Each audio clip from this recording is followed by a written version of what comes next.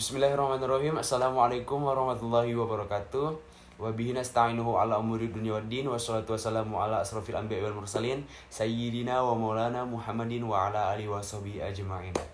Segala puji bagi Allah, Zat yang maha sempurna, yang menggenggam langit dan bumi, yang membolak-balik hati manusia, yang telah memberikan nikmat yang tiada habisnya, yaitu nikmat kesehatan, kemudahan, dan nikmat yang sangat besar, yaitu nikmat iman dan nikmat Islam. Selawat serta salam tak lupa kita haturkan kepada Nabi besar kita, yaitu Nabi Muhammad SAW, dan para sahabat-sahabatnya dan pengikut-pengikutnya. Semoga kita menjadi pengikut-pengikut beliau sampai akhir zaman nanti. Amin ya rabbal alamin. Yang terhormat Ibu Ana Rosilawati SAG MAG, dan yang terhormat Bapak Abdul Aziz MPD selaku dosen pengampu, dan yang saya hormati teman-teman yang menyaksikan video ini.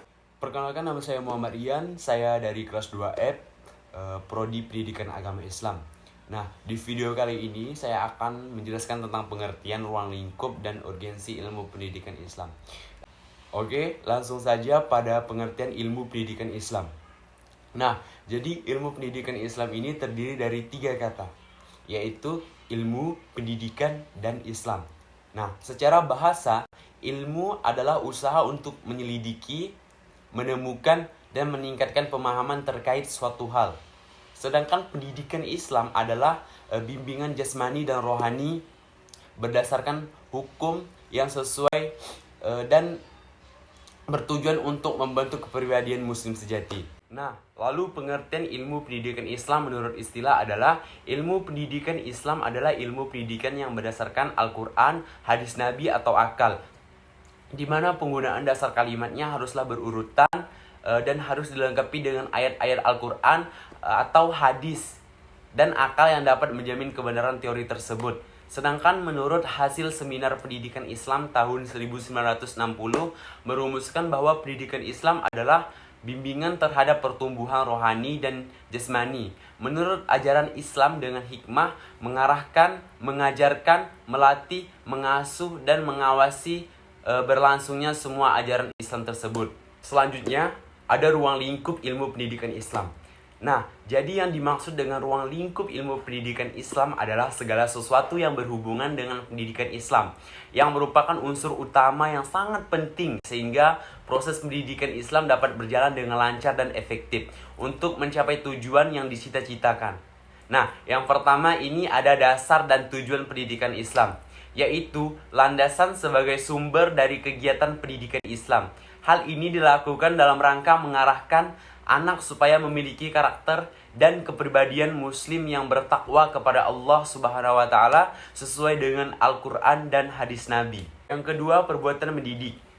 Perbuatan mendidik yaitu segala sesuatu yang dilakukan oleh pendidik atau peserta didik dalam kegiatan pelaksanaan pendidikan Islam atau yang kita ketahui kegiatan pembelajaran. Nah, lalu ruang lingkup yang ketiga, ada pendidik dan peserta didik. Pendidik adalah orang yang menjadi subjek dalam pelaksanaan pendidikan, yang memiliki akhlak yang luhur untuk jadi salah satu panutan peserta didik seperti yang kita ketahui seperti guru, dosen, ustadz atau ustazah. Kemudian yang keempat ada peserta didik, yaitu orang yang menuntut ilmu dan menjadi objek atau sasaran dalam kegiatan pelaksanaan pendidikan. Kemudian yang kelima, ruang lingkup ilmu pendidikan Islam, yaitu proses mendidik atau pembelajaran.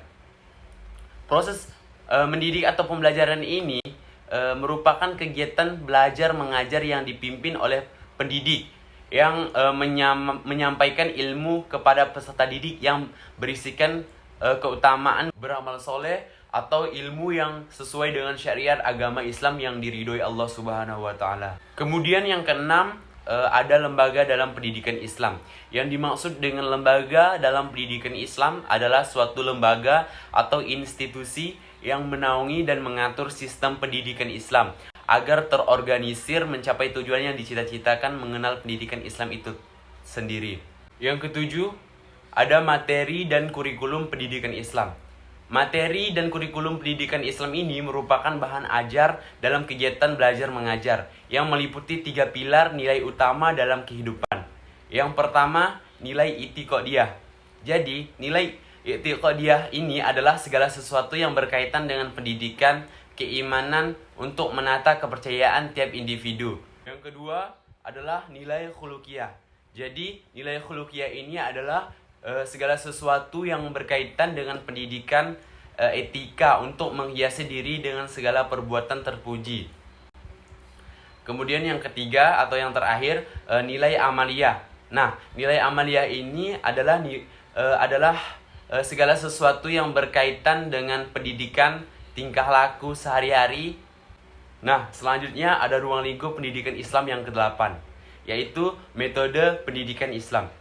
Adalah cara bagaimana pendidik menyajikan materi kepada peserta didik supaya mudah diterima dengan baik dan memilih kesan dalam diri anak tersebut, yaitu belajar seperti kesan dalam metode ceramah, metode diskusi, atau metode lain sebagainya.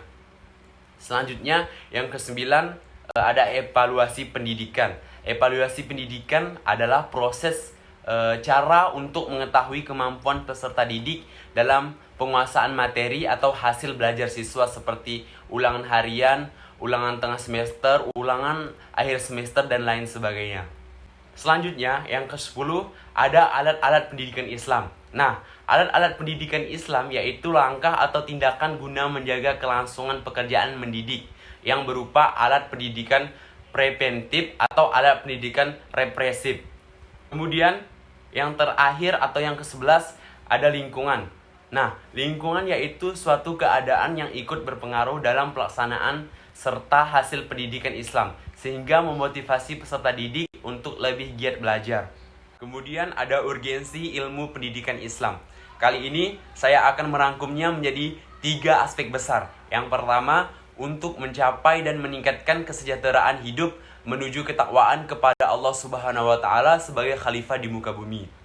Yang kedua, termasuk kebutuhan semua orang muslim untuk menghadapi tantangan di era globalisasi ini.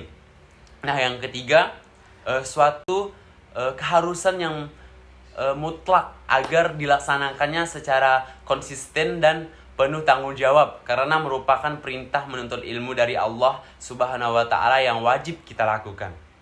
Mungkin hanya itu materi yang dapat saya jelaskan dan saya sampaikan mengenai pengertian ruang lingkup dan urgensi ilmu pendidikan Islam ini. Kurang lebihnya mohon maaf.